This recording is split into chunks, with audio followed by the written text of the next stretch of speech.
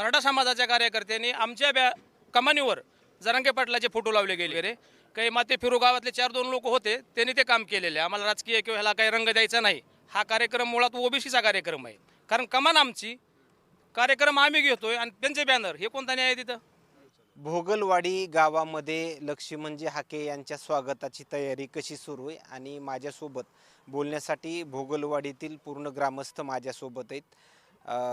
या ठिकाणी पाहायला गेलं तर काल मोठा ओबीसी आणि मराठा बांधव एकत्र करून आले आणि वाद निर्माण झाला. त्या वादावरून जे आहे ते गुन्हे देखील दाखल झाले. त्यामुळं हा भोगलवाडी गावातील लक्ष्मण हाके यांचा दौरा जो आहे तो मोठा महाराष्ट्रामध्ये चर्चेचा विषय बनलेला आहे. मात्र लक्ष्मण हाके यांचं स्वागत कसं होणार, त्यांची जी सभा जी आहे, जी बैठक जी आहे ती नेमकी कुठं पार पडणार हे आपण जाणून घेण्याचा प्रयत्न करूया. एकीकडे पाहिलं गेलं तर माझ्या काही अंतरावर जर JCBच्या साह्याने पूर्ण या ठिकाणी जागेची साफसफाई केली जाते. ग्रामस्थांच्या वतीनं जयंत तयारी देखील केली जाते. त्यामुळं हा कार्यक्रम किती मोठा होणार हे आपल्याला समजून येतं आहे. मात्र स्वागताची तयारी, रॅली वगैरे काढली जाणार आहे का हे पाहणं तेवढंच महत्त्वाचं ठरणार आहे. दादा, ज्यावेळेस लक्ष्मण हाके या ठिकाणी येणार आहे त्यांच्या रॅलीची वगैरे व्यवस्था काही करण्यात आलेली. धारूर तालुक्याच्या वतीनं आयोजक भोगलवाडी या गावामध्ये श्री लक्ष्मणजी हाके सर यांचा मेळावा घेण्याचं आयोजित केलेला आहे.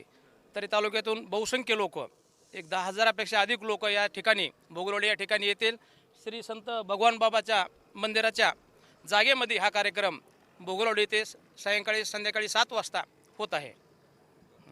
काल जो प्रकार झाला त्याच्यामध्ये जे काही बॅनर लावले तुमच्या जे प्रमुख कमानीच्या ठिकाणी, त्याच्यामध्ये राजकीय काही मंडळी होते, त्यांनी हा सगळा वाद वगैरे घडवून आणला, असं काही तुम्हाला काही माहिती? तसं म्हणता येणार नाही. ही जी कमान आहे ती भोगलवाडी सगळ्या गावांनी खर्च करून ती कमान आम्ही आमच्या गावाचं नाव, 3 गावाचे नावं हे बनवण्यासाठी आम्ही तिथं गेलो की लोकांना ये करण्यासाठी भोगलवाडी फटाकुटं असं म्हणलं जातं.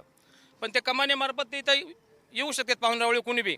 ही सगळीने केली जाणून बुजून. मराठा समाजाच्या कार्यकर्त्यांनी आमच्या कमानीवर जरांगे पाटलाचे फोटो लावले गेले.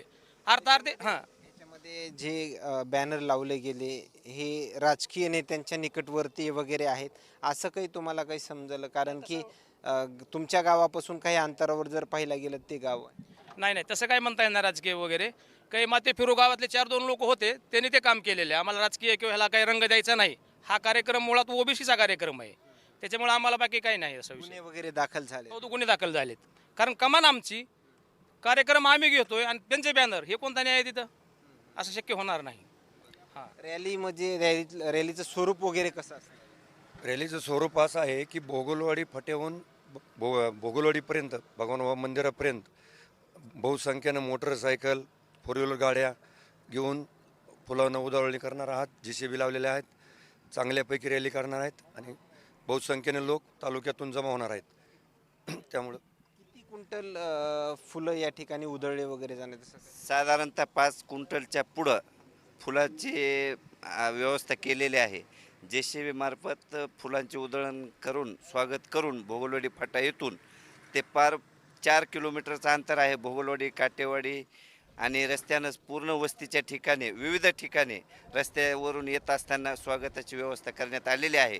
ती स्वागताची व्यवस्था भोगलवाडी येथील भगवान बाबा मंदिराचे ठिकाण, जिथे सभास्थळ आहे, या ठिकाणी पर्यंत करण्यात आलेले आहे. ज्या ठिकाणी हा कार्यक्रम होणार आहे, किती या ठिकाणी लोक बसू शकतात, असं काही व्यवस्था? या ठिकाणी राष्ट्रसंत भगवान बाबा यांच्या मंदिरासमोर 4 एकरचं, आपण जर हे पाहिलं तर 4 एकर जागा आहे आणि कमीत कमी धारूर तालुक्यातला सकल ओबीसी बांधव मोठ्या संख्येने लोक येणार आहेत. कमीत कमी 20-25 हजार लोक येणार आहेत आणि सर्व धारूर तालुक्यातील ओबीसी बांधव पेटून उठलेला आहे आणि जास्तीत जास्त भोगलवाडी गावामध्ये आज ओबीसीचा महापूर लोटला जाणार आहे. आपण पाहिलं गेलं तर एवढ्या मोठ्या संख्येनं या ठिकाणी गेल्या 2-4 दिवसापासून सकल धारूर तालुक्यातील ओबीसी बांधवांनी मोठ्या प्रमाणे गावगाव बैठकी घेऊन गावगाव चर्चा करून सर्व ओबीसी समाज जागृत केलेला आहे आणि या भागातून जास्तीत जास्त लोक येणार आहेत. आम्ही भोगलवाडी फाट्यापासून कमीत कमी एक 500 ते 700 मोटरसायकल आणि धारूर तालुक्यातून प्रत्येक गावातून 5-10 गाड्या येणार आहेत. प्रत्येक गावातून 200-300 माणसं येणार आहेत. एवढा मोठ्या ताकदीनं हे कार्यक्रम होणार आहे आणि एवढा ओबीसी समाज जास्तीत जास्त संख्येने येणार आहे.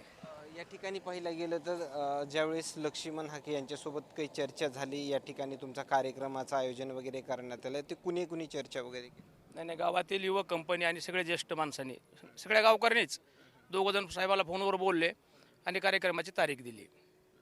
काल जरांगे पाटील यांचं आंदोलन जे आहे ते मध्ये पार पडलं आणि त्यामध्ये जे आहे ते GR देखील काढण्यात आलं. वाटतंय त्या GR संदर्भात काही तुम्ही लक्ष्मण हाके यांच्यासोबत काही चर्चा वगैरे करणार आहेत?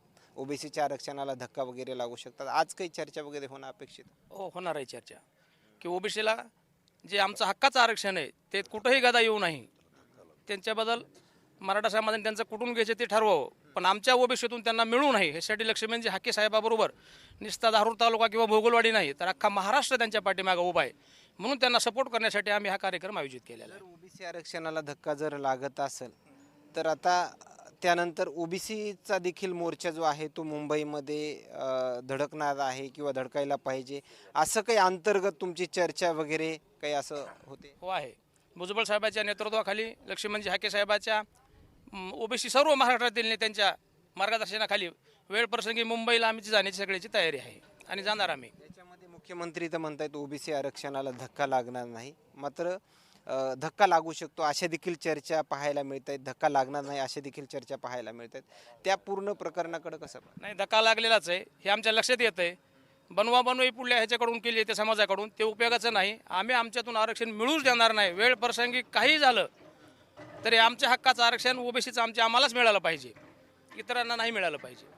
या ठिकाणी पाहिलं गेलं तर भोगलवाडीमधील काय दादा एक तरुण नात्यानं कसा उत्साह मध्ये तुम्ही लक्ष्मण हाके यांच्या स्वागताची तयारी कर? इथं उत्साह पाहिला तर गावातील लहान थोर किंवा पंचक्रोशीतील म्हणण्याचे तालुक्यातील लहान थोरासहित सगळ्यांच्या मनामध्ये अतिशय उत्साह निर्माण झालेला आहे आणि तेवढ्याच उत्साहानं आम्ही प्राध्यापक लक्ष्मण हाके साहेबांचं इथं स्वागत करणार आहेत. माझा एक प्रश्न आहे तुमच्या माध्यमातून, मीडियाच्या माध्यमातून, की ती कमान आमची हक्काची कमान आहे, त्या कमानीवर त्यांनी बॅनर लावले. 8 दिवसापासून बॅनर तिथं होते, आम्ही एक शब्दानं सुद्धा त्यांना बोललो नाहीत.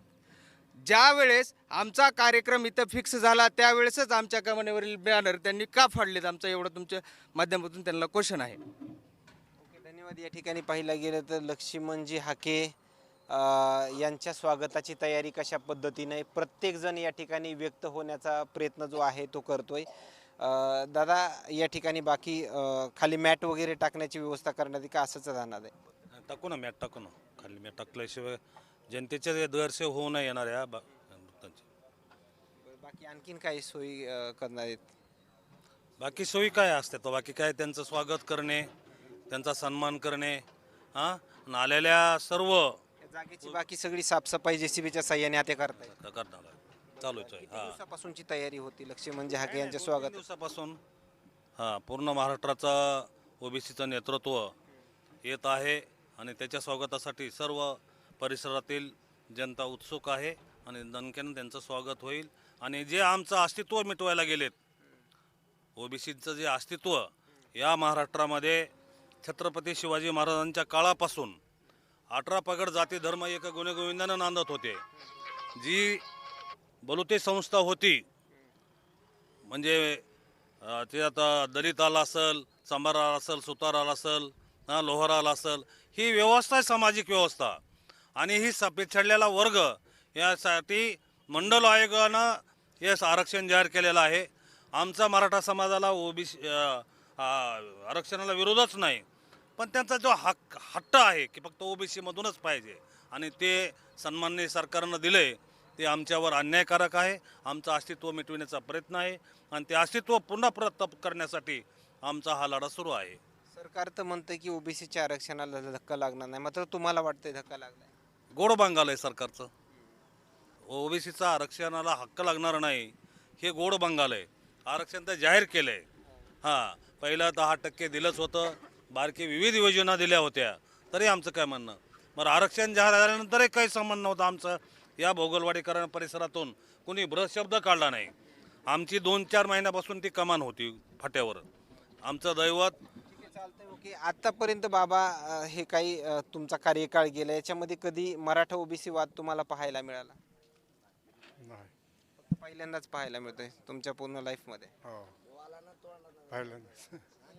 धन्यवाद. या ठिकाणी पाहिलं गेलं तर जयंत तयारी जी आहे ते या ठिकाणी आपल्याला पाहायला मिळते. प्रत्येक जण आपल्याला व्यक्त होताना देखील पाहायला मिळतोय आणि या ठिकाणी पाहिलं गेलं तर JCBच्या साह्याने ज्या ठिकाणी लक्ष्मणजी हाके यांची बैठक पार पडणार आहे, मेळावा पार पडणार आहे, याच ठिकाणी पाहिलं गेलं तर जयंत तयारी जी आहे ते या ठिकाणी पाहायला मिळते. मात्र स्वर्गीय गोपीनाथरावजी मुंडे महापुरुषांचे जे फोटो असलेली जे कमानीवर लावलेलं जे बॅनर जे आहे ते बॅनर फाडलं गेलं. त्यावरून पोलीस प्रशासनाने देखील काही जणांवर जे आहे ते गुन्हे दाखल केले गेले आणि या दरम्यान यानंतर लक्ष्मणजी हाके यांच्या स्वागताची तयारी नेमकी कशी चालू आहे हे आपण त्यांच्या प्रतिक्रियाच्या माध्यमातून जाणून घेतलं आहे. आणखीन काही नवीन अपडेट्स या मेळाव्याच्या दरम्यान मिळतील का हे पाहणं तेवढंच महत्त्वाचं ठरणार आहे. कॅमेरामॅन सोबत सूर्यज मीडिया, भोगलवाडी.